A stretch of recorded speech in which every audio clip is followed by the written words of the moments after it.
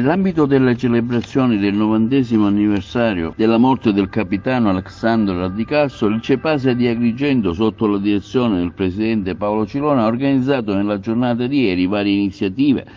Tra queste, nella mattinata, la scopertura di una lapide in memoria presso il cimitero Bonamorone di Agrigento e nel pomeriggio al Museo Archeologico, alla Sala Zeus, un convegno dal titolo L'uomo, l'archeologo e il suo tempo. Inoltre, sempre nella stessa serata, la sala 10 bis del museo è stata intitolata allo stesso capitano Ardicasso. L'abbiamo sentito in merito il prefetto di Agrigento Romano, il presidente del CEPASA Cilona. Penso che sia una giornata importante per la città di Agrigento, perché ricorda una delle figure significative per la cultura, per l'impegno archeologico e per aver lasciato tracce indelebili come l'innalzamento delle colonne del Tempio di Ercole, nonché le mura della città e poi anche gli interventi che lui fece a favore del monastero di Santo Spirito e le spese fatte per l'acqua nella valle e per gli impianti elettrici, quindi un grandissimo benefattore e giustamente la città ha il dovere e il diritto civico da parte di tutti di intervenire, perché il ricordo è la cosa più importante, perché diceva Cicerone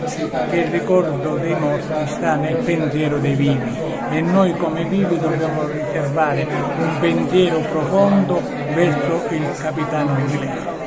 È stata una scelta giusta da parte del parco ed in particolare del suo direttore Roberto Ciarratta, che ha voluto dare al capitano qualcosa di significato storico, perché qui ci sono tutte le aule, le sale intestate a tutti i personaggi che si sono interessati per la città di Agrigento e il capitano è a pari degli altri un benemerito e ha fatto bene l'ente parco a intitolare questa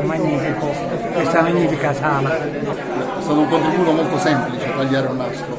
C'è dietro però una stima particolare per la figura di Ardicasso e anche per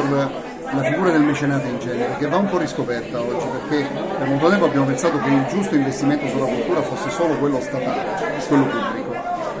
ma va rivalutato l'intervento privato per due motivi. Prima di tutto perché ci fa capire che gli imprenditori, le persone con disponibilità economiche non sempre sono quei paperoni che la gente immagina, e cioè persone ricche interessate solo al denaro, ma anzi in gran parte dietro gli imprenditori si nasconde la passione, l'amore per le cose che fanno, che poi spesso viene trasferito alla cultura. E il secondo motivo è la fantasia.